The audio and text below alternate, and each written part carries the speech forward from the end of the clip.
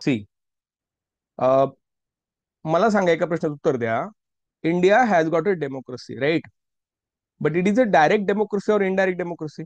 कोण सांगेल मला? इज इट अ डायरेक्ट प्रत्यक्ष लोकशाही, एक अप्रत्यक्ष लोकशाही भारतामध्ये? What kind of democracy we have in India? Is it a direct democracy और indirect democracy? Exactly Jagruti ma'am, it's indirect. Then what is direct? Direct म्हणजे लोकांच्यातून लोक लोक काय करते, स्वतः देशाचा कारभार चालवतात.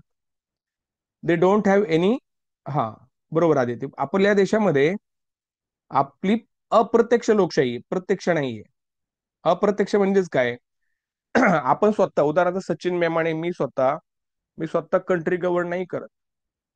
मी माझा प्रतिनिधी पाठवतो. I send my on representative.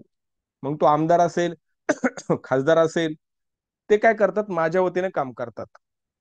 So they are going to work as my representative. So indirectly I am going to control. म्हणजे अप्रत्यक्षपणे मी काय करतोय? शासन चालवतोय. लोकांच्याच हाती सत्ता आहे. लोकशाही म्हटल्यानंतर it is a democracy, right? पण डायरेक्ट नाही तर इनडायरेक्ट आहे. Because Sachin Memane himself is not involved. Sachin Memane स्वतः त्या सत्तेमध्ये सहभागी नाहीये. मी माझा प्रतिनिधी पाठवलेला आहे, राईट? मग दोन प्रकारच्या अप्रत्यक्ष लोकशाही असतात. बघा मी काय म्हणतोय, दोन प्रकारच्या अप्रत्यक्ष लोकशाही असतात. एक असते संसदीय लोकशाही आणि दुसरी असते अध्यक्षीय. संसदीय म्हणजेच काय? We have got Lok Sabha, Rajya Sabha. Lok Sabha आणि राज्यसभा आहे आपले, आणि राष्ट्रपती. एक्झॅक्टली. तर त्यातून काय करतो आपण? देशाचा कारभार चालवतो. म्हणजे parliament passes the bill, president signs it and becomes a law. म्हणजे संसदेने एखादा कायदा, बिल, एखादं विधेयक मंजूर करावं, त्याच्यावर राष्ट्रपती सही करावी आणि तो कायदा होतो. आणि संसदीय शासन पद्धती का म्हणायचं लक्षात ठेवा, इट्स व्हेरी इम्पॉर्टंट. आपण जे खासदार निवडून देतो ना, मग तो राज्यसभेचा असू द्या किंवा लोकसभेचा असू द्या, त्याच्यापैकी एक जण काय होतो? पंतप्रधान होतो. त्याच्यातलेच लोक मिनिस्टर्स होतात. पण अमेरिकेमध्ये तसं नाहीये, ते नेसेसरी नाहीये. म्हणून अमेरिकेची लोकशाही अध्यक्षीय लोकशाही आहे आणि भारताची संसदीय आहे. बघा मी इंग्लिशमध्ये एक्सप्लेन करणार आहे, जो हे don't worry, I am going to explain in English as well. पण मराठीत पहिला सांगतोय. अमेरिकेची लोकशाही कशी आहे? अध्यक्षीय. आणि भारताची संसदीय. का? कारण या लोकसभा, राज्यसभा याच्यामधला एक माणूस काय होतो? मंत्री होतो, राईट? तोच पंतप्रधान होतो. अमेरिकेमध्ये तसं नाहीये. अमेरिकेमध्ये राष्ट्राध्यक्ष कुणी होऊ शकतो. म्हणजे राष्ट्राध्यक्ष डायरेक्ट निवडणूक होते. तुम्हाला माहिती आहे, डोनाल्ड ट्रम्प आणि मागच्या वेळेस एक निवडणूक झाली, तर ते दोन लोक हे करतात, पार्टिसिपेट करतात. म्हणजे संसदीय शासन पद्धतीमध्ये काय होतं?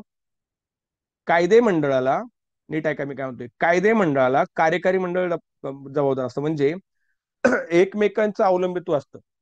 म्हणजे लोकसभेमधले जे खासदार आहेत त्याच्यातलेच काही मंत्री आहेत. त्याच्यामुळे मंत्र्यांनी जर कोणता निर्णय घेतला, जस्ट अ सेकंड पोरांनो, त्याच्यामुळे जर मंत्र्यांनी कोणता निर्णय घेतला, तर त्या मंत्र्यांच्या निर्णयाला लोकसभेचं समर्थन आहे असं समजलं जातं. काय म्हटलं मी? If any decision is taken by, म्हणजे कोणताही निर्णय जर घेतला गेला, तर त्याला आपण पुन्हा समर्थन म्हणतो? लोकसभेचं म्हणतो. आणि जर तो निर्णय चुकीचा ठरला, म्हणजे समजा आपण म्हणतो अविश्वास जर दाखवला गेला त्याच्यावर, याचा अर्थ तुमच्या सरकारला कोणताही सपोर्ट नाहीये, ते सरकार बरखास्त होऊ शकतं. आता हे सगळं डिटेल मध्ये नंतर सांगणार आहे. एक स्लाइड एक्सप्लेन करतोय मी तुम्हाला, थोडं लक्ष द्या. अमेरिकेचा भारत अध्यक्ष शासन पद्धतीपेक्षा ब्रिटनची संसदीय शासन पद्धतीचा अवलंब केला आहे. म्हणजे ब्रिटनमध्ये पार्लिमेंटरी कमिटी, म्हणजे ब्रिटनमध्ये काय, ज्याला आपण म्हणू की लोकसभा आहे, राज्यसभा आहे. म्हणजे अप्पर हाऊस, लोअर हाऊस. ब्रिटनमध्ये नाही लोअर हाऊस, अप्पर हाऊस. म्हणजे आपण काय केले, त्याच्यापैकी अमेरिकेची अध्यक्षीय पद्धत सोडली आणि आपण ब्रिटनची काय केली, संसदीय शासन पद्धतीचा स्वीकार केलाय, ज्याला आपण पार्लिमेंटरी डेमोक्रेसी म्हणतो. संसदीय शासन पद्धतीमध्ये कायदे मंडळ आणि कार्यकारी मंडळ. कायदे मंडळ म्हणजेच काय? लोकसभा, राज्यसभा. आणि कार्यकारी मंडळ म्हणजेच काय? पंतप्रधान आणि त्याचे मंत्री. यांच्यामध्ये परस्पर अवलंबित्व पाहायला मिळते, एकमेकावर इंटरडिपेंडंट असतात. पंतप्रधान आणि त्याचे मंत्रिमंडळ हे कायदे मंडळाला जबाबदार असते. दिस इज व्हेरी इम्पॉर्टंट लाईन. म्हणजे पंतप्रधान आणि त्याचे मंत्रिमंडळ कायदे मंडळाला जबाबदार असतं. म्हणजे काय मी सांगतो नीट ऐका. समजा मी पंतप्रधान आहे, समजून घ्या. Suppose I am the prime minister, आणि मी म्हटलं की I am going to introduce a new bill. मी बिल इंट्रोड्यूस केलं आणि ते बिल मंजूर नाही झालं लोकसभेमध्ये. याचा अर्थ जरी तुम्ही पंतप्रधान असाल, तुम्हाला आपल्या लोकांचं समर्थन नाहीये. म्हणजे कायदे मंडळाला जबाबदार असतात, म्हणजे कोणाला? लोकसभा आणि राज्यसभेला ते जबाबदार असतात. तसं अध्यक्षीय लोकशाही अध्यक्षीय शासन पद्धतीमध्ये नसतं. येते लक्षात? म्हणजे संसदीय शासन पद्धती म्हणजे एवढंच लक्षात ठेवा, 2 लाईन, ओनली 2 लाईन्स इम्पॉर्टंट. पहिली गोष्ट, पंतप्रधान आणि त्यांचे मंत्रिमंडळ हे संसदेतून निवडून गेलेल्या खासदारांपैकीच होतात.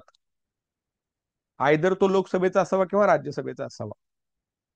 येते लक्षात? आणि दुसरी गोष्ट, ते जे काही निर्णय घेतील त्याला कायदे मंडळाचं समर्थन पाहिजे. नसेल तर तो निर्णय चालणार नाही, ते सरकार धोक्यात येतं. ही संसदीय शासन पद्धती आहे.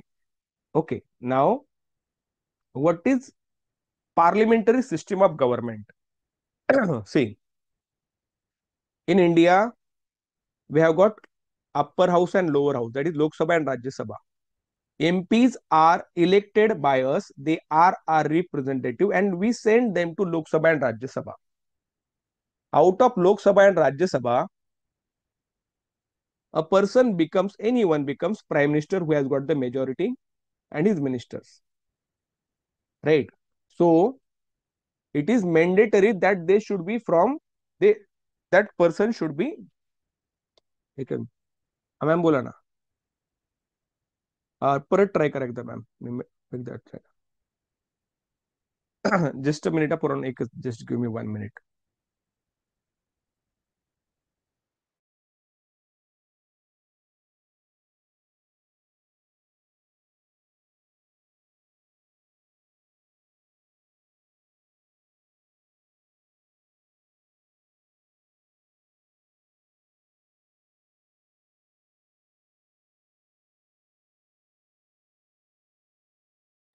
ओके, हा जॉईनिंगचा प्रॉब्लेम येतो कोणाला? ठीक आहे.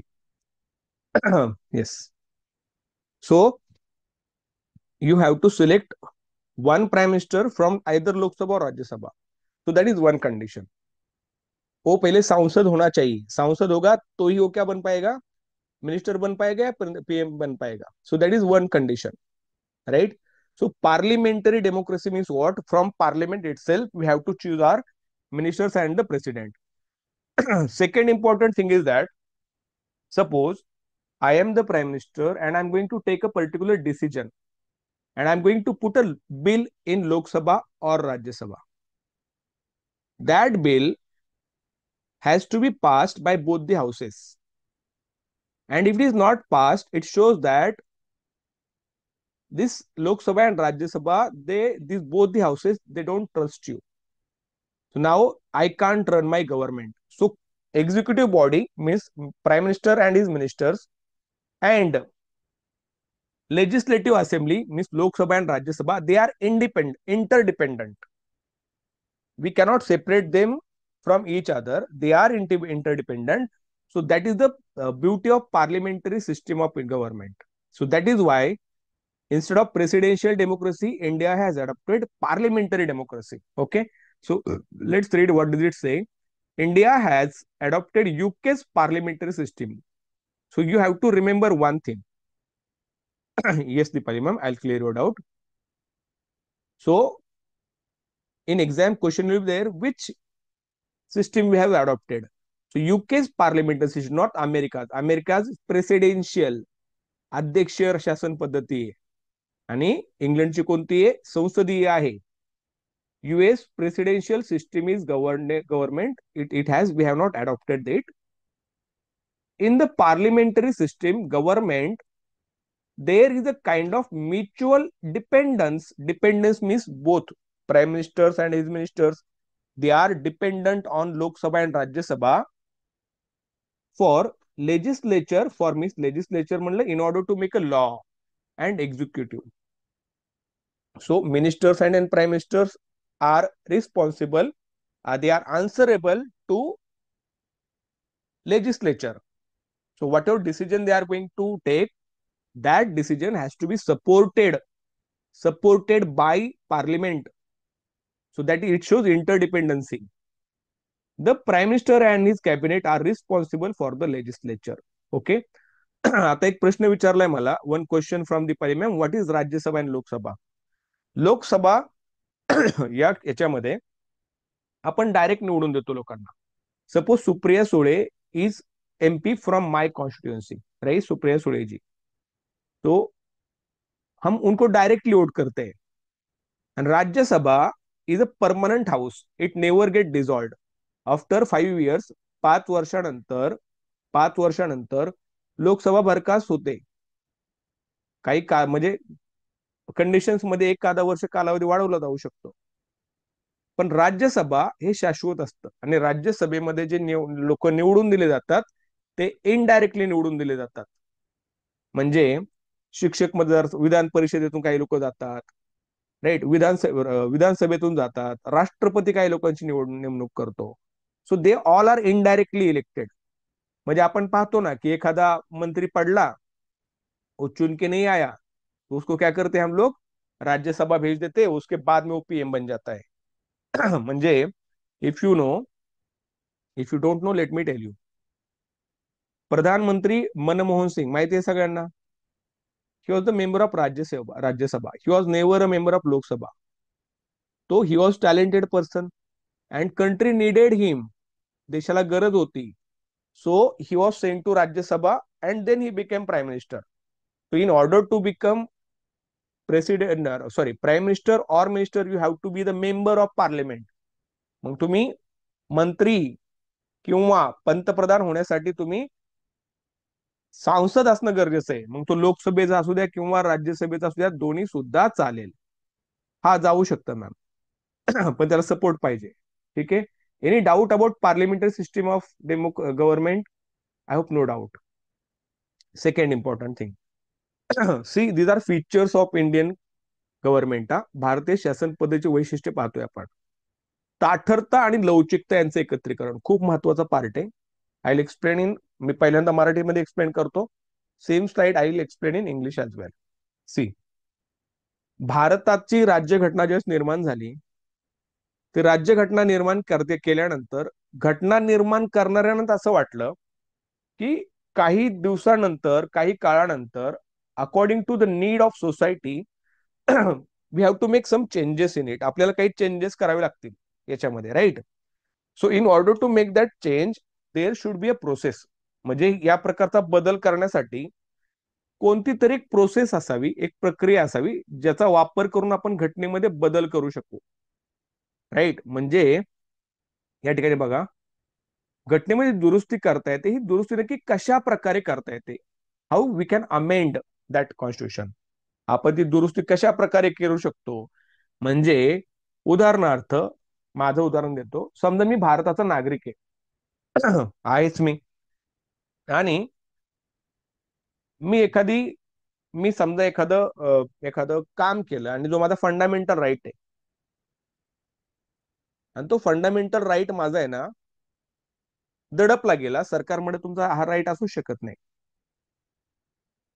मग नंतर असं कळलं की फंडामेंटल राईट्स म्हणून आपण काय करतोय, वेगळ्या प्रकारच्या गोष्टी करतोय, विच इज नॉट ऍक्सेप्टेबल. सरकारच्या लक्षात आलं की यांना जास्त अधिकार दिले, त्याचा गैरवापर करतायत. मग त्याच्यामध्ये दुरुस्ती करता येते, बरं का. पण नीट ऐका बघा मी काय सांगतोय. मग ही दुरुस्ती करता येते का? दुरुस्ती करता येत असेल तर कशी करायची? राष्ट्रपतीची निवडणूक असेल, राज्यसभेच्या सदस्यांची निवडणूक असेल, एवढी सगळी कलम आहेत. त्याच्या प्रत्येक कलमामध्ये मला दुरुस्ती करायची म्हटलं, महिला आरक्षणाचं विधेयक असेल, मला ते आणायचं म्हटलं, तो I need to make amendments. मला त्याच्यामध्ये करेक्शन करावं लागेल, दुरुस्ती करावं लागेल. आणि ही दुरुस्ती कशा प्रकारे केली जाते, ही दुरुस्ती करण्याची प्रोसेस जर जास्त किचकट असेल, खूप टफ असेल, तर त्याला आपण म्हणतो त्या देशाची राज्यघटना ताठर आहे. परंतु ही दुरुस्ती सहज होत असेल, हा हो गया, बिल हो गया पास, झालं, तर त्याला लवचिक म्हणायचं. म्हणजे भारताची राज्यघटना ताठर का लवचिक, तर दोन्ही पण आहेत आपल्याकडं. म्हणजे भारताची आपली जी राज्यघटना आहे ना, ते ताठरतेचं आणि लवचिकतेचं मिश्रण आहे. कारण नीट ऐका, समजा महाराष्ट्राचे दोन राज्य करायचे, एक आहे विदर्भ आणि दुसरं आहे महाराष्ट्र. मला सांगा, ही घटना दुरुस्ती करावी लागेल. मग ही घटना दुरुस्ती आहे ना, सोपी आहे का अवघड आहे, कोण सांगेल मला? काय वाटतं तुम्हाला? If I want to make two different states of Maharashtra, is it simple or difficult?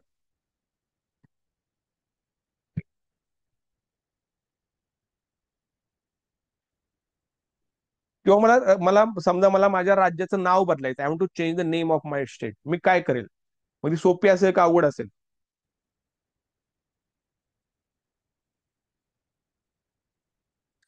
Okay. लक्षात ठेवा, ही सोपी पद्धत आहे. म्हणजे सिंपल मेजॉरिटीने तुम्ही एका राज्याची दोन राज्य करू शकता. You can change the name.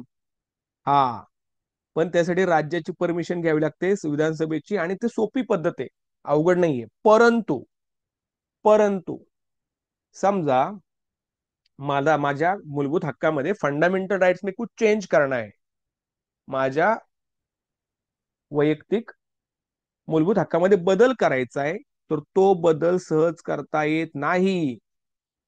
तुम्हाला माहिती असेल, राईट टू प्रॉपर्टी होता आपल्याला, सरकारने तो काढून टाकला. आता हे तो लीगल राइट झाला. It's right to property is not your fundamental right. अगर गवर्नमेंट को चाहिए तो गवर्नमेंट आपका लैंड स्नॅच कर सकती है, खींच सकती है.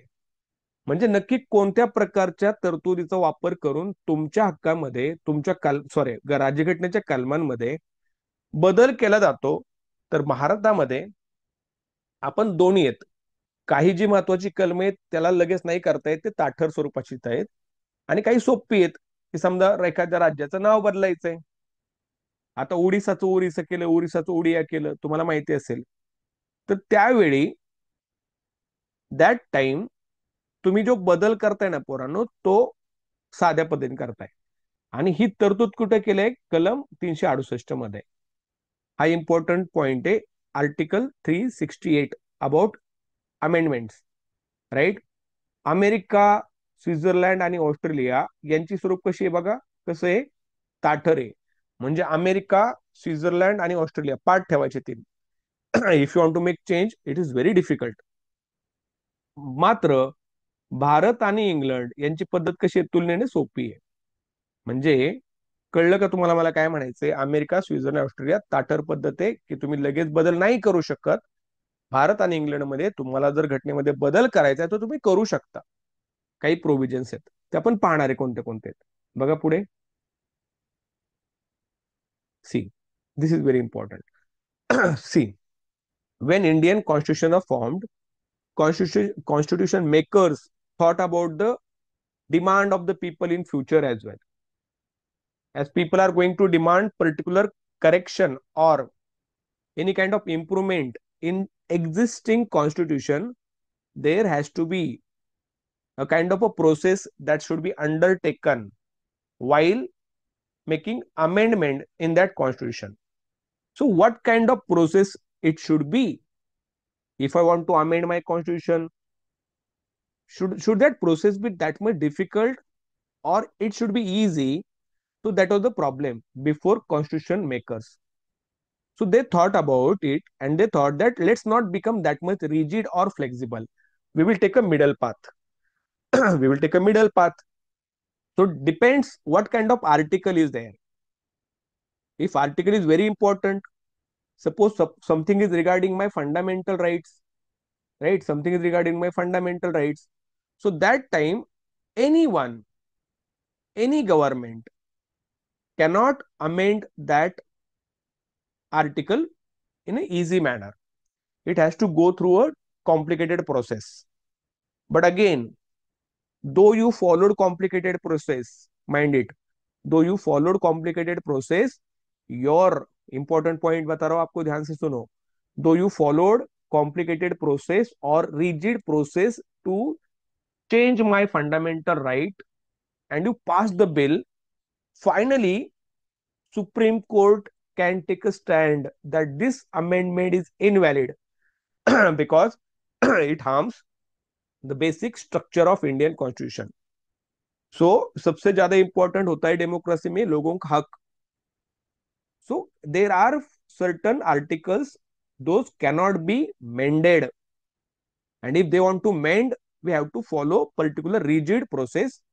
So the constitution can be amended, and it can be either rigid or flexible depending how that amendment is made. And this kind of provision of amendment of constitution is mentioned in article 368 that provides an amendment to the constitution.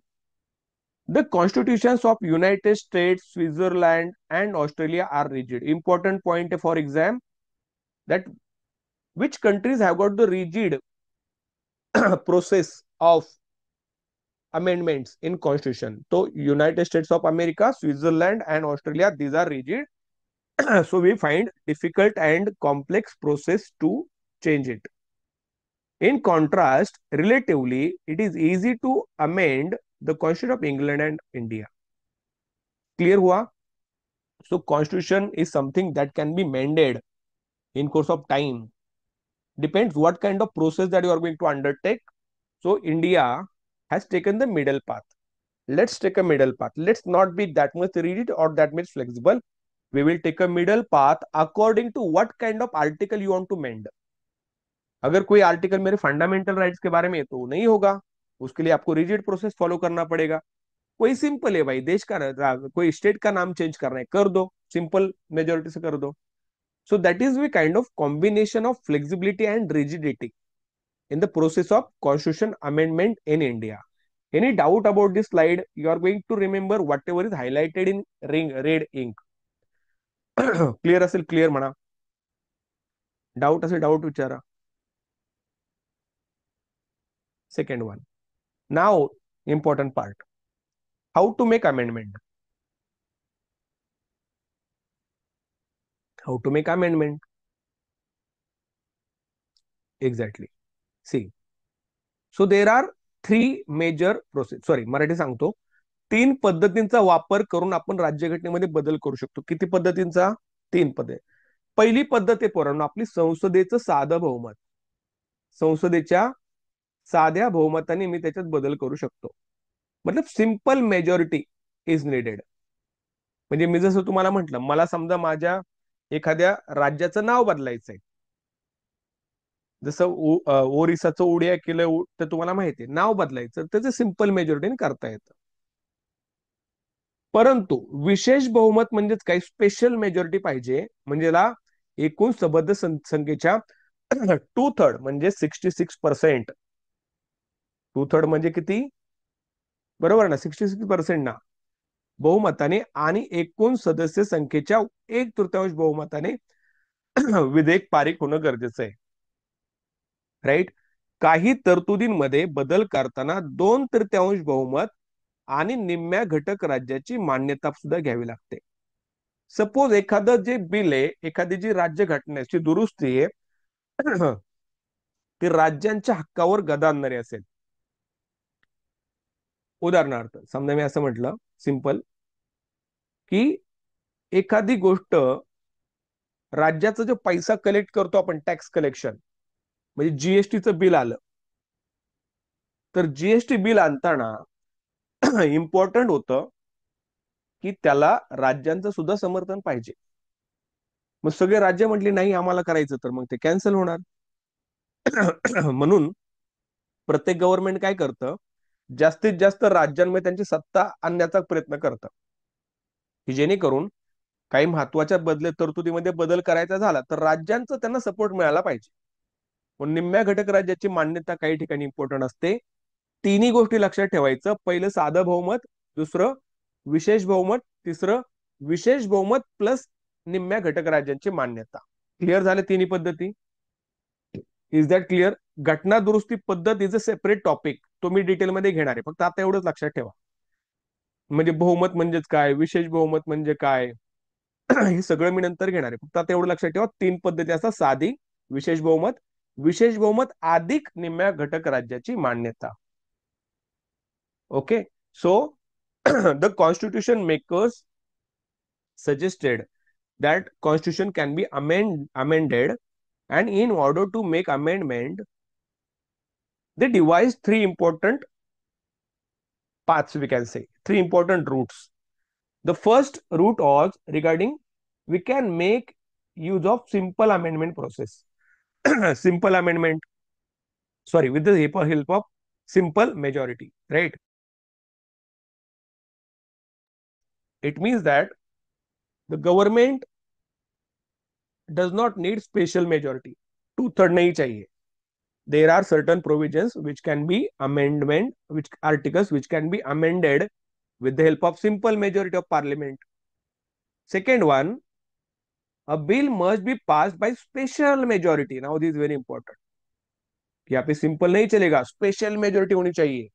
उसके साथ साथ speciality मतलब क्या? Suppose 100 में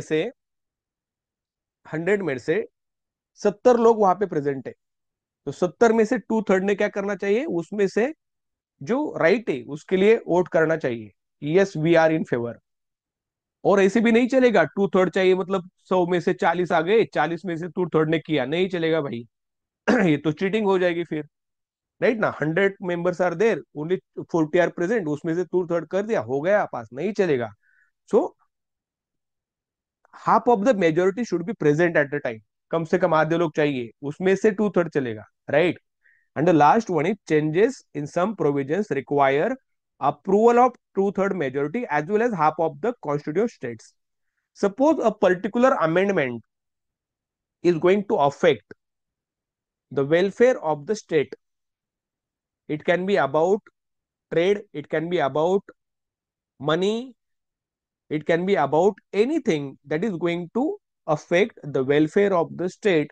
So that time, before amending such kind of article, government has to take the consent of half of the states from country itself. So two-third majority is required. Equally important is that two-third, half of the states should give consent. Then that amendment will be valid. Otherwise, it will not be valid. So these are three important processes we can use to make amendments in Indian Constitution. The first one is that simple majority. Second one is that two-third, and third one is two-third plus half of the states. Is that clear? Any doubt about this? काय doubt आहे कोणाला विचारा. Any doubt you have you should ask, no doubt say clear. हे रट्टा मारावर काय, याचं लक्षात ठेवा, इम्पॉर्टंट पार्ट आहे.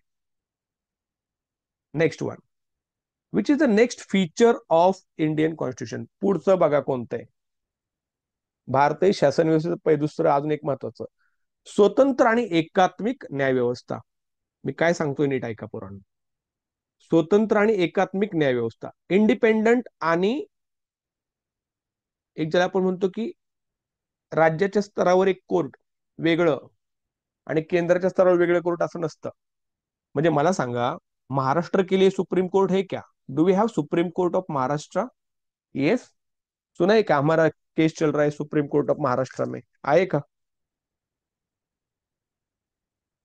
Each state is going to have high court, but म्हणजे प्रत्येक राज्यामध्ये काय असतं, उच्च न्यायालय असतं. पण सुप्रीम कोर्ट हे देशाच्या लेवलला असतं. एक सुप्रीम कोर्ट आपलं केंद्र कुठे आहे? दिल्लीमध्ये, राईट ना.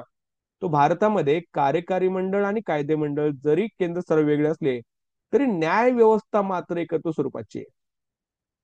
म्हणजे राज्यामध्ये समजा केंद्रामध्ये मोदी सरकार आहे, इथं शरद पवार यांचं सरकार येऊ शकतं, बरोबर का नाही? म्हणजे उद्धव ठाकरे साहेबांचं सरकार येऊ शकतं, कोणत्याही पक्षाचं सरकार येऊ शकतं, नॉट नेसर की बीजेपीच पाहिजे. परंतु न्याय व्यवस्था ही एकच असते.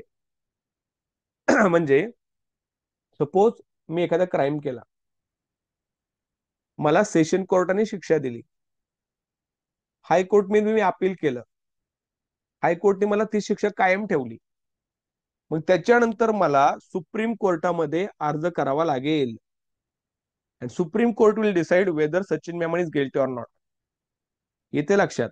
म्हणजे केंद्र स्तरावर सर्वोच्च न्यायालय तर राज्य स्तरावर उच्च न्यायालय आणि कनिष्ठ न्यायालयांची निर्मिती करण्यात आली आहे आणि अंतिम अपिलाचे न्यायालय मात्र सर्वोच्च न्यायालय असते. So that is one of the important features की भारतामध्ये न्याय व्यवस्था ही एकात्मिक स्वरूपाची आहे. एकात्मिक म्हणजेच काय, फायनली तुम्हाला सगळ्यांना सुप्रीम कोर्टाला जावं लागेल जर एखादा खटला चाललो असेल तर. म्हणजे सगळ्याच खटल्यामध्ये नाही, काही महत्वाच्या खटल्यांचं सांगतोय. क्लिअर झालं का? म्हणजे आपल्या राज्यासाठी कोणतं सुप्रीम कोर्ट नसेल, सुप्रीम कोर्ट एकच असेल जे केंद्राचं असेल. Is that clear? क्लिअर असेल क्लिअर म्हणा, डाऊट असेल डाऊट विचारा. Any doubt? Very good. See, the next important feature of Indian constitution is that our Indian constitution has got independent and integrated judiciary system. Now what is independent? Independent means our judges cannot be influenced by prime minister, president or any minister. So judges or the judge of high court or supreme court, they are independent to take decision according to the articles mentioned in the Indian constitution. So nobody can affect, nobody can influence them. So that shows independency of judicial system. Second one is integrated. Matlab what? Integrated matlab, suppose I am living in Maharashtra. In Maharashtra, I don't have any court like Supreme Court of Maharashtra. So if Sachin Memani commits any crime, if session court gives me a kind of takes me what takes me as a criminal, then I can appeal in high court. Again, same verdict is remain there. I can appeal or I have to appeal in Supreme Court. So state government or state court, high court cannot decide everything. So it shows the integrated judicial system.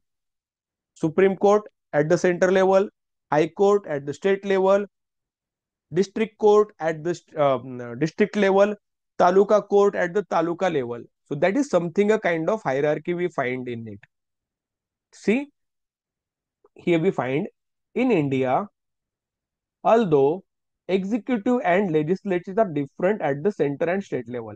So it means if I have got BJP, we have got BJP government in Delhi, and we may have Rashtravari Congress Party government in Maharashtra. So governments can be different, but judiciary system is going to be one, right? So judiciary system is united in nature. The Supreme Court has been created at the central level and the High Court and lower courts at the state level. The final appeal can be made in only Supreme Court. So it shows the supremacy of center. It shows the integrity. Sort we can say. We can this kind of hierarchy we find. Supreme Court, High Court, Session Courts, Taluka Courts. So this is called independent and integrated judicial system of India. So that makes it unique. Right? Any doubt about this? No doubt. I hope no doubt. पुढचा जो topic आहे तो आहे आपला मूलभूत हक्क. मूलभूत हक्क ज्याला आपण इंग्लिशमध्ये फंडामेंटल राईट्स म्हणतो. So that is one of the features. Important feature आहे आपल्या राज्यघटनेचं. पडलो क्या बोलाय मैंने यहाँ पे. लोकशाहीमध्ये सर्वात महत्वाचे असतात मूलभूत हक्क. लोकांनी, लोकांच्यासाठी, लोकांकडून चालवलं गेलेलं राज्य म्हणजे लोकशाही. लोकशाहीमध्ये लोक महत्वाचे असतात आणि लोकांच्या हिताचा विचार होण्यासाठी त्यांचे हक्क अबाधित राहिले पाहिजेत. म्हणून सगळ्यात महत्वाचा पार्ट जो राहतो तो असतो फंडामेंटल राईट्स, मूलभूत हक्क. तर भारताची घटना कलम 12 मध्ये आपण राज्यसंस्थेची व्याख्या केली. Article 12 talks about definition of government. म्हणजे कलम 12 मध्ये आपण राज्यसंस्थेची व्याख्या केली आणि त्याच्यानंतर कलम 14 ते 22 मध्ये मूलभूत हक्कांची सविस्तर तरतूद करण्यात आलेली आहे. सविस्तर म्हणजे डिटेल. जसं मी तुम्हाला म्हणलं भारताची राज्यघटना लेंदी का झाली, कारण सगळ्या गोष्टी डिटेल लिहिल्या आहेत त्याच्यामध्ये. पुढचं बघा. सर्व मूलभूत हक्क न्याय प्रविष्ट असतात. न्याय प्रविष्ट म्हणजे काय सुरुवातीला समजून घ्या. समजा माझा एखादा मूलभूत हक्क आहे, त्याचा भंग झाला तर त्या हक्काचा भंग झाला म्हणून मी न्यायालयात दाद मागू शकतो, त्याला न्यायप्रविष्ट म्हणायचं. बरीच लोक म्हणतात की अरे ते तो कोर्टचा निकाल आहे ना तो न्यायप्रविष्ट आहे. न्यायप्रविष्ट तो अर्थ आहे, त्याला न्यायालयाच्या अधीन म्हणतो. न्यायप्रविष्ट म्हणजे जस्टिफायबल, की माझ्या मूलभूत हक्कांचं उल्लंघन झालं तर मी सुप्रीम कोर्टात जाऊन दाद मागू शकतो टू रिटेन इट. तर न्यायप्रविष्ट असतात. म्हणजे मूलभूत हक्क न्यायप्रविष्ट आहेत का, तर हो, करेक्ट आहे. त्यांचे उल्लंघन झाल्यास उच्च किंवा सर्वोच्च मध्ये दाद मागता येते. सरकारद्वारे मूलभूत हक्कांचे उल्लंघन झाल्यास देखील नागरिकाला सर्वोच्च न्यायालयात जाऊन न्याय मिळवता येतो. मात्र मूलभूत हक्कांवर काही पर्याप्त बंधने घालण्यात आली आहेत, हे लक्षात ठेवा. आता नीट ऐका मी काय सांगतोय. आर्टिकल 19 माहिती आहे का तुम्हाला? कलम 19. कलम 19 म्हणतं की मला स्वातंत्र्य आहे, मी मला वाटेल ते बोलू शकतो, कुठेही जाऊ शकतो, राईट. या सगळ्या गोष्टी आहेत, तर त्या मी करू शकतो. परंतु समजा मला पाहिजे तो मी व्यवसाय करू शकतो. मी जर उद्या बॉम्ब बनवायची फॅक्टरी करायची म्हणत तयार करू शकतो का रे? RDX, can I do that? मला पोलीस अटक करतील, मी पोलिसांना म्हटलं अरे मला का अटक करताय, म्हणजे फंडामेंटल राईट्स आहेत. त्यानंतर भावड्या तू नीट वाचलेलं नाहीये. फंडामेंटल राईट्स असे नाहीयेत, म्हणजे त्याच्यावर काही मर्यादा पण आहेत ना. येते का लक्षात? म्हणजे कोणत्या मर्यादा असतात ते आपण माहिती पाहिजे आपल्याला. एकदा बघून घ्या. एनी डाऊट अबाउट दिस, हे लक्षात ठेवा. न्यायपरिष्ठ आणि त्याला पर्याप्त बंधने सुद्धा आहेत. त्याच्यावर काही आपण मला आपण म्हणू की काही बंधने सुद्धा असतात. एकदा बघून घ्या. Just read it, I will explain. Just give me 1 minute.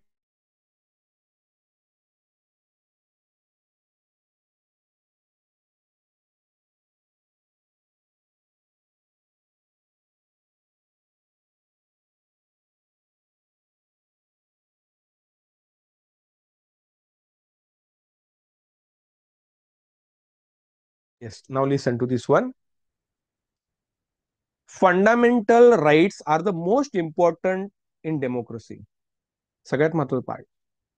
So fundamental rights are the most important part because democracy means should be people should be protected, because that is the government that we are running for the people, by the people. And in order to do that, we should have particular provisions to protect the rights of common people living in that country. So we are very proud of being the largest democratic country in the world. तो democratic मतलब काय? Demos म्हणजे लोक, क्रेटिस म्हणजे शाही. In this case, you have to protect the rights, fundamental rights of Indian people or any people. So that is why our constitution makers have made provision of fundamental rights in Article 14 to 32. Important part, mind it, of India to provide the fundamental rights in detail. The provisions are in detail. That is why our Indian constitution has become lengthy, the largest constitution in the India, in the world. All these fundamental rights are sub judice. Sub judice means what? Nyay pravishta. If they are violated, you can go to the court and to retain them. If my fundamental right is violated, I can go to the court. I can go to direct High Court or Supreme Court, right? And if they are violated, an appeal can be filed in High Court. Even if fundamental rights are violated by the government, a citizen can go against government to the Supreme Court to get justice. There are some substantial restrictions on the fundamental rights. See, not necessary any individual is going to affect my fundamental rights. Sometimes government also does. Suppose right now I am living in Maharashtra and Maharashtra government does something, it suppresses my fundamental rights. Suppose I posted a particular post regarding something and police arrest me, that how could you do that? And I said it's my right to liberty, it's my freedom given by Article 19 Indian Constitution. So I can fight against that injustice done to me in court. Okay, but suppose that post is regarding not something which is against my country, it's not going to affect the integrity of country, then that's fine. I can go against government of Maharashtra, I can fight the case and I can win. So that kind of provision is made in our constitution. But suppose I, Sachin Memane, started doing something wrong, which is not good for the nation or good for the society, and police comes to arrest me. I say, oh man, you can't arrest me. I am the citizen of India, and according to Article 19, I have got fundamental rights. I can do anything. That time police say, yes, you have got fundamental rights, but you can't do that because it is against nation. It is against people. So for the purpose of that, our constitution makers has made important changes, or we can say they have laid some restrictions as well. So you all people look at, we can gathering, we can have. आवाज कमी येतोय का माझा? Clear एकदा check करा. I think Pooja ma'am it's clear. थोडा आवाज तुमच्या मोबाईलचा वाढवता का बघा, चेक करा. आवाज मोठा आहे का रे पोरांनो, का बरोबर आहे? व्हॉट अबाउट अदर्स, बाकीच्यांचा? Yes, am I audible? आवाज मोठा आहे का कमी आहे? Clear, yes yes. ओके, ठीक आहे, ठीक आहे. So what I was saying, हा, सो दॅट टाइम, हा, सपोज इफ आय से की I have got right to assemble anywhere. So if I took my family and I start protesting on highway, national highway, कि I want justice, I want justice. So CRPC and IPC has made provisions. I can't affect the traffic. If I'm going to disturb the traffic of that particular area, na, police can arrest me. I can't say कि I'm sitting, I'm protesting. So I cannot enjoy my fundamental rights against other people, against the nation. So that is why, though we have got fundamental rights, we have got substantial restrictions in order to smooth functioning of our country. Okay. So that is one of the important features of Indian Constitution. Clear हुआ? Any doubt about this? Doubt असेल विचार नसेल clear म्हणा. Clear? Next.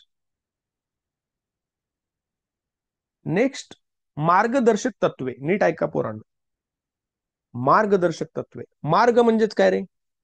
मार्ग म्हणजे रस्ता, दर्शक म्हणजे दाखवणे, तत्वे म्हणजे प्रिन्सिपल्स. मार्गदर्शक तत्वे. आता याच्यामध्ये मार्ग कोणाला दाखवायचा आहे? सचिन मेमणाला दाखवायचा आहे का मार्ग? मार्ग दाखवायचा आहे सरकारला. सरकार को दिखाना है कि ऐसे आपको शासन करना है. You can't go against welfare of the people. तुम्ही लोकांच्या जनहिताच्या विरुद्ध जायचं नाही.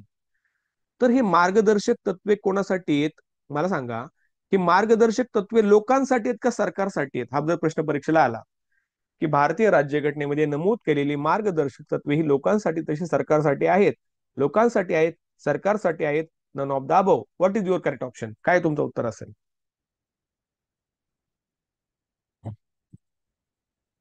मार्गदर्शक तत्वे लोकांसाठी नाही आहेत, सरकारसाठी आहेत. लक्षात ठेवा की सरकारने कशा प्रकारे शासन करावं, सरकारने लोकांचं हित कसं साधावं, म्हणजे directive principles are for the government.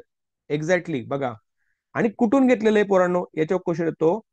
आयर्लंडच्या राज्यघटनेवरून मार्गदर्शक तत्वांचा समावेश भारताच्या राज्यघटनेमध्ये करण्यात आलेला आहे.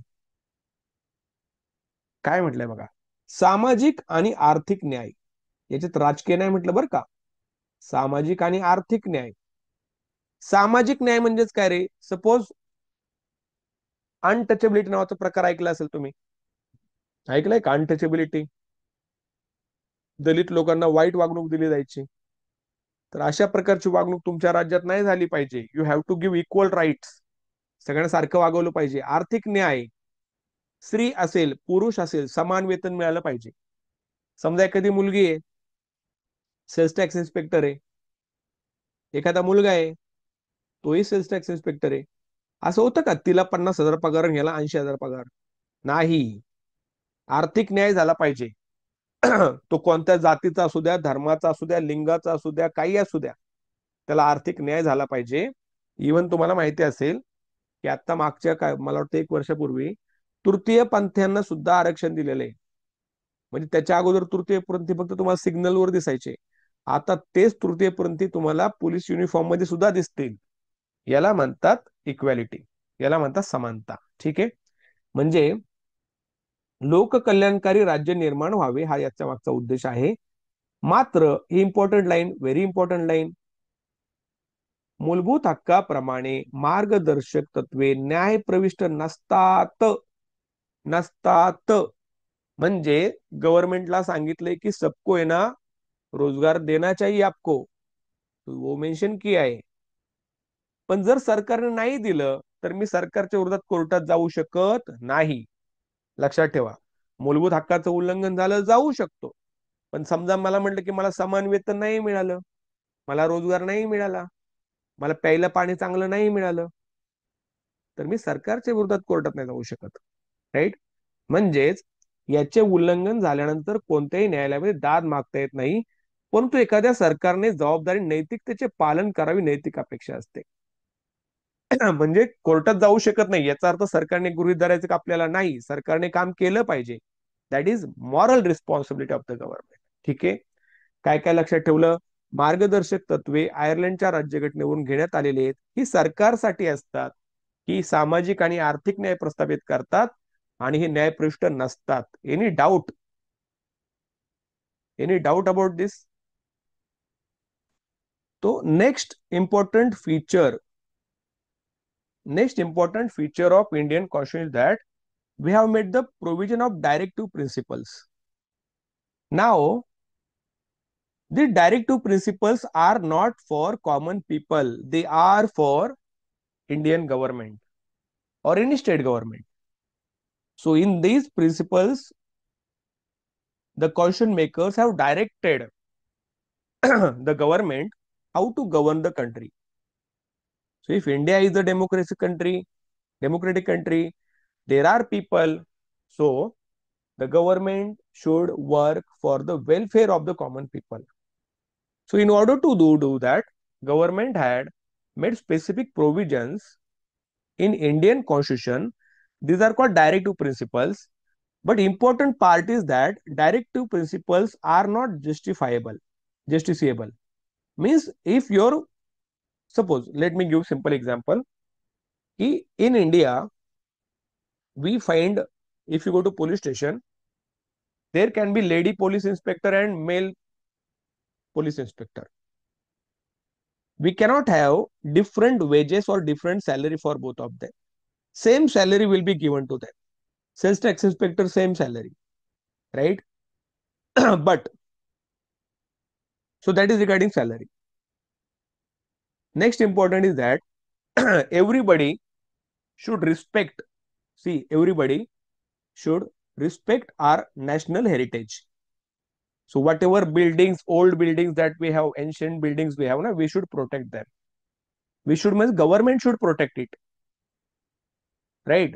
So that is again directive principle. If a particular ancient or historic building is demolished by the government, you cannot go to the High Court or Supreme Court. Why did the government do that?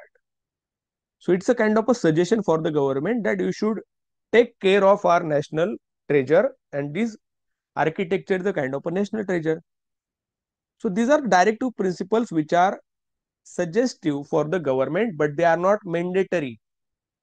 Government can go against directive principles. But if government goes against directive principle, next time people will not give vote to them.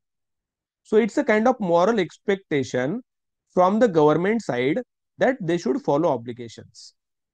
And these directive principles have been adopted from the Constitution of Ireland, that is Irish Constitution. Clear? Yes. Yes. Zoheb, we have got separate topic from Article 30 51 तक fundamental sorry directive principle चलते हैं. So after fundamental rights second portion is directive principle. So fundamental rights end होतात 32 ला. त्याच्यानंतर article 33 about martial law, right ना. म्हणजे sorry 34, 33 काय म्हणतं की police officers, army cannot make their own what we can say organisation. की fundamental rights वर काही महत्वाच्या रिस्ट्रिक्शंस आहेत. आणि फंडामेंटल राइट्स के खत्म होने के बाद डायरेक्ट शुरू होता है directive principles. So directive principle is a separate topic. It is a separate topic and it will be taught in detail. All articles you have to remember. Clear? Right now we are not discussing fundamental directive principle. I'm just telling you what is directive principle. ठीक है? So article wise we will do it later on. ठीक है?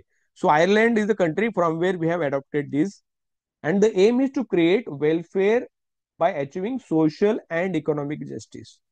So social justice means what? Any kind of discrimination should not be there in your state or in your government based on religion, based on caste, based on gender. Economic justice means what? Economic justice means the government should provide equal wages. Government should provide guarantee of employment. So these are provisions. Those are made in Indian Constitution, but those are not mandatory on government. And if those are violated, you cannot go to the court against it. You can't challenge government. Government gets mandate. It's not mandatory. It's not your fundamental rights. But if a particular government does not do it now, next time people will not vote it. So there is a moral expectation that the government should follow its obligation. So that is why directive principles are important. Clear? See, let me tell you one important thing. Right to education. Have you heard about this right to education? Do we have right to education? Yes, we have. Right to education is included in Article 21. Article 21 में included है. But before that, it is recently added. Before that, it was not a right. It was a directive principle for the government that you should provide basic education to all the Indians. It was a directive principle. But after some years, government realized that there are many kids who are uneducated and those should get proper education. So you have got the right to education. First to eight तक आपको right मिलेगा ही मिलेगा and nobody is going to fail you. आपको कोई fail भी नहीं करेगा. पता है ना, फेल नहीं करते इसलिए बच्चे पढ़ाई नहीं करते. Right to education. Any doubt about directive principle? Next one मूलभूत कर्तव्य. That is fundamental duties. Check करा, read it carefully. Now fundamental rights are important, but people are only careful. फक्त लोक फक्त काळजी घेतात त्यांच्या हक्कांची आणि ते विचार नाही करत त्यांचे कर्तव्य काय.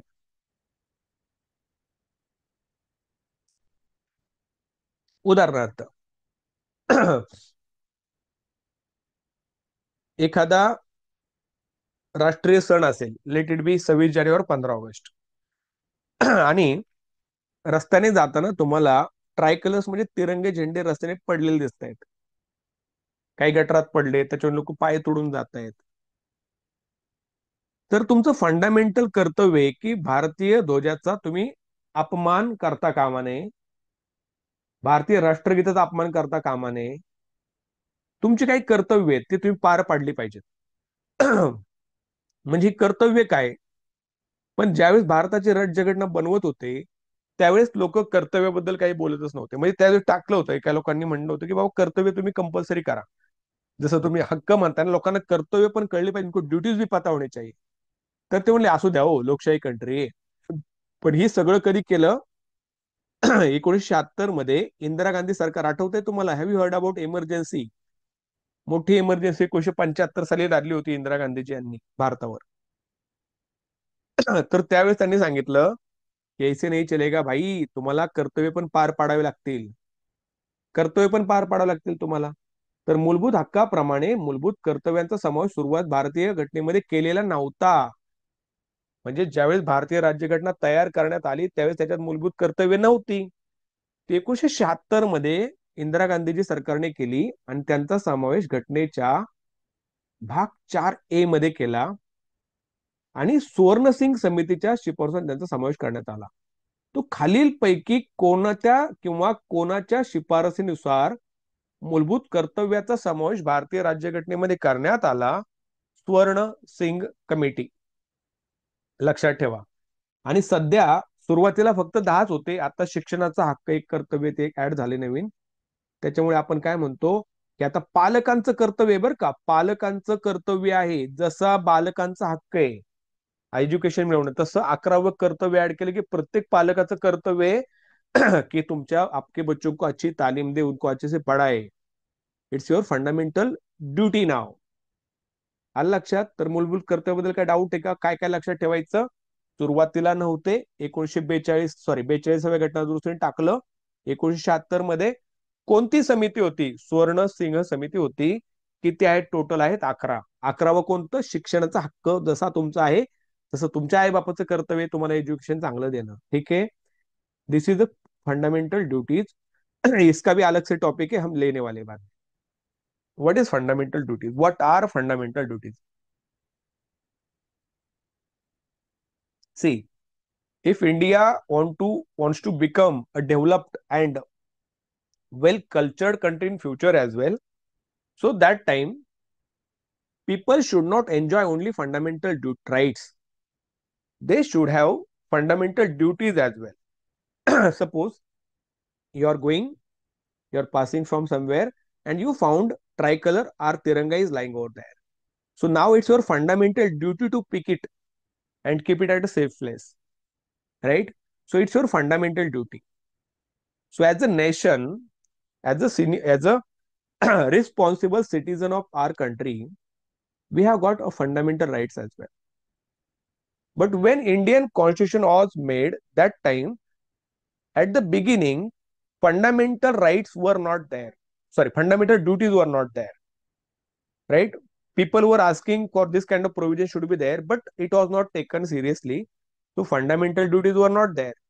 But as time passed, after emergency, which was led by Congress government by Indira Gandhi ji in 1975, in 1976, according to or as recommended by Swarna Singh Committee, fundamental duties were included in part number 4A in Indian Constitution. And this kind of amendment was made in 1976. It was 42nd Amendment. Okay. So fundamental duties were not initially introduced in Indian Constitution, but after 75, 1975 emergency, they were introduced, and this kind of recommendation was made by Swarna Singh Committee. Initially, fundamental rights were only 10, but after right to education, as getting proper basic education is the fundamental right of kids, same way providing them basic education is the fundamental duty of their parents. So now at present, we have got 11 fundamental duties. Those are included in Indian Constitution of India. Is that clear? So don't you think that fundamental duties are equally important? Yes or no? Yes? Yes or no? Okay. Now tell me one thing. Right to vote, is it your fundamental duty? Yes or no? Right to vote.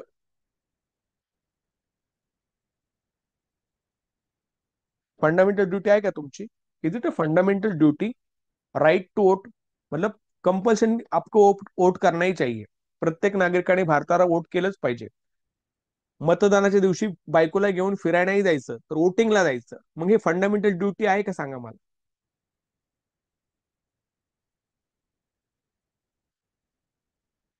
आता एक लक्षात ठेवा, हे fundamental duty करावं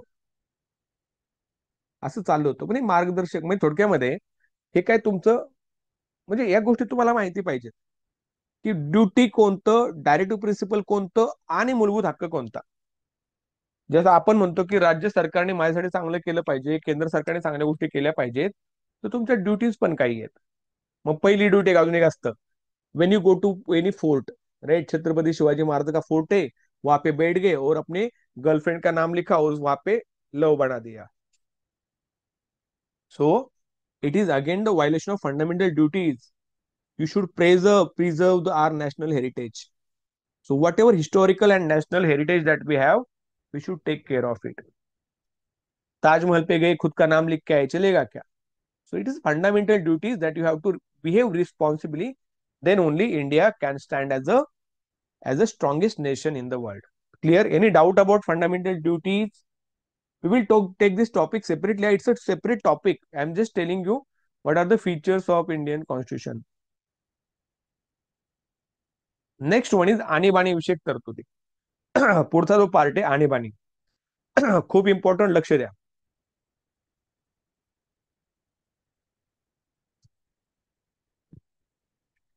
आणीबाणी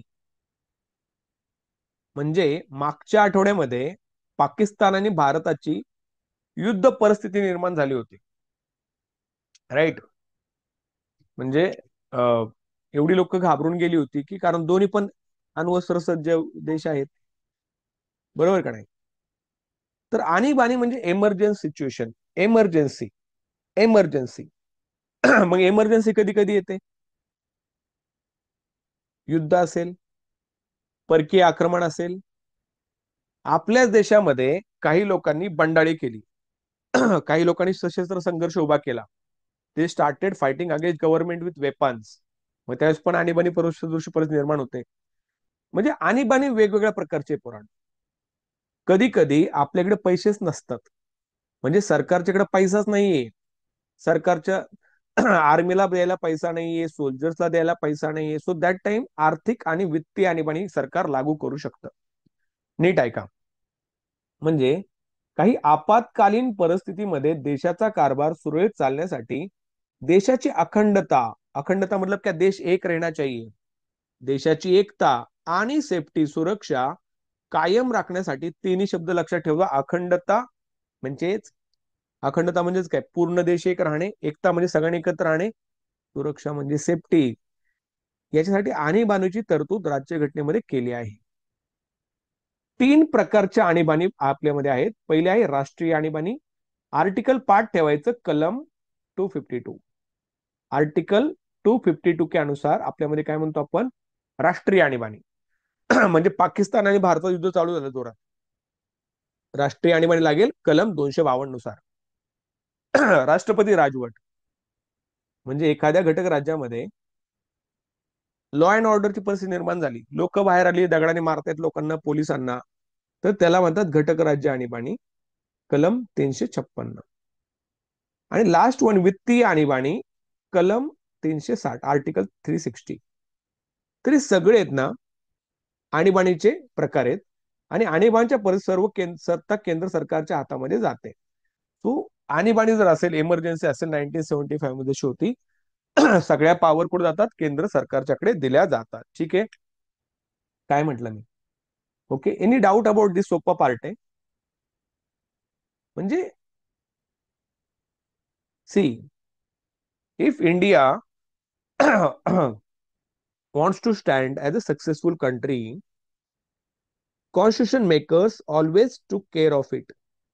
If any kind of unexpected thing happens in our country, let it be foreign attack from another country like Pakistan or China, or in any state, the government is not being able to control the state. People have started rebellious, they have become rebellious. So that time government has made provisions regarding emergency. So in constitution, an emergency has been provided to India to run the country smoothly and to maintain integrity, unity, and security of the country. These 3 things are very important. So when these 3 things are going to be there, then only India can stand as an India, as a successful state, right?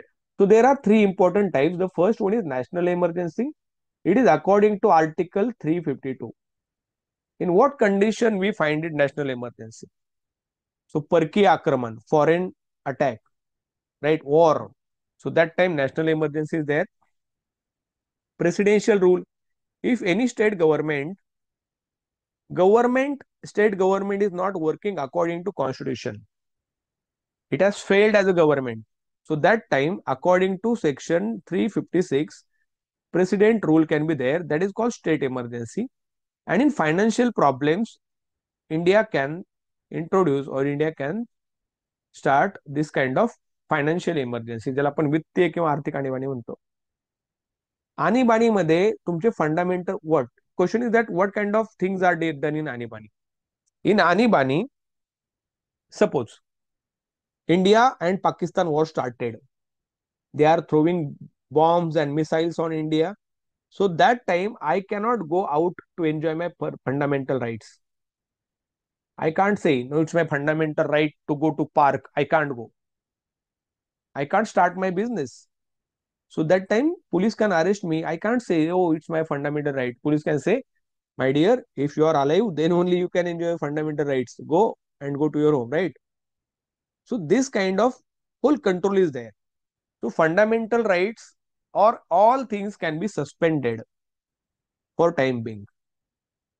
So all power will be in the hands of government that time. So government becomes powerful and government can mold the constitution as it wants. So that is important thing. Any doubt about emergency? The last thing that we'll talk about, एकेरी नागरिकत्व. एकेरी नागरिकत्व म्हणजे काय पोरांनो बघा.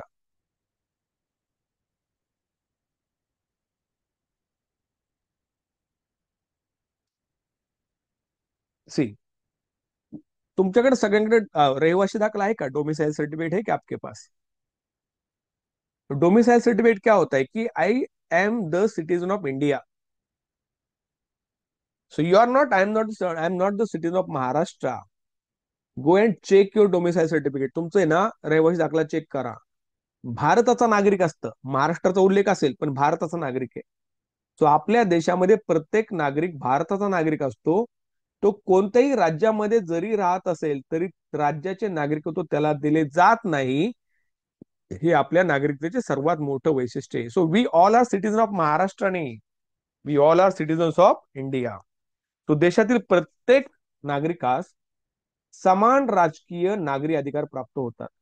So it doesn't matter तुम्ही कोणत्या राज्यातला, तुम्ही बिहारचे असू द्या, मणिपूर असू द्या, महाराष्ट्र असू द्या, तुम्हाला सगळ्यांना समान हक्क प्राप्त होणार. राज्याचे नागरिकत्व आणि देशाचे नागरिकत्व अमेरिकेने वेगळे वेगळे पाहायला मिळते. सो इन अमेरिका जर तुम्ही तिकडे गेला तर ते कॅलिफोर्नियाचं वेगळं असेल, यांचं वेगळं असेल. तसं आपल्या राज्यामध्ये देशामध्ये नाहीये. ठीक आहे, एकेरी नागरिकत्व आहे. ठीक है, एक बार देख लीजिए what is single citizenship.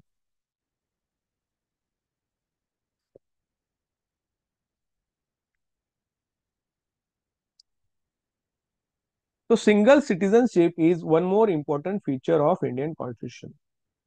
So though I am Sachin Memane and I'm the citizen, I'm living in Maharashtra in Pune, I cannot say that I'm citizen of Maharashtra and not India. At first, I am the citizen of India only. So it doesn't matter. You people might have seen Chinese गाड्या असतात आपल्याकडे, पाहिले का तुम्ही? वहां पे कुछ लोग काम करते हैं ना, उनके ऐसे नाक छोटे छोटे रहते हैं. तो लोग उनको ये नेपाळ्या असं नेपाळ्या म्हणतात, चेण्या म्हणतात, राइट? कुछ लोग बोलते हैं उनको, बट दे डोंट नो कि they are Indians. They have come to Maharashtra for business purpose. They are not Nepalis. नेपाळचे नाही आहेत ते, Manipur. He can be from Manipur, he can be from Nagaland, and he's working, right? So that person should not be judged according to his appearance. So he is an Indian, he is the citizen of Indian, and he should enjoy the same kind of rights that are enjoyed by all citizens of country. So every citizen is the citizen of India. The biggest feature of citizenship is that he is not given state citizenship. So we don't have UP citizenship or Maharashtra citizenship. We all are Indians and Indian citizenship will be there. If he lives in any state, every citizen of every country enjoys equal political and civil rights. Equal political rights means what? Everyone will get the right to vote. Civil rights means what? It doesn't matter from which state you are. You will not be treated as untouchable. Untouchability will be banned everywhere. So you are citizen. So dual citizen is guaranteed in the United States. So if you go to America, as I told you, America collected different 50 states differently, and then it became a United States of America. So before coming together, that state had a condition that we will have our own citizenship, then America citizenship, right? But India we don't have. I'm Maharashtra माझं राष्ट्र नाहीये. We are Indians. We have got one single citizenship. State citizenship and country citizenship are seen separately in United States only, not in Maharashtra. Okay, not in India. So that is one of the most important features of Indian constitutions, we can say. ठीक आहे, अजून बरंच आहे पोरांनो. Load होईल, बस झालं का? शॅल वी स्टॉप नाव?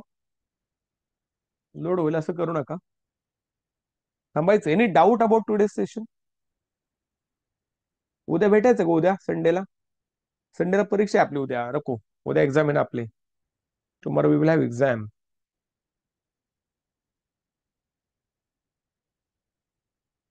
ठीक आहे, चालेल. ओके, सो थांबून जाऊ आपण.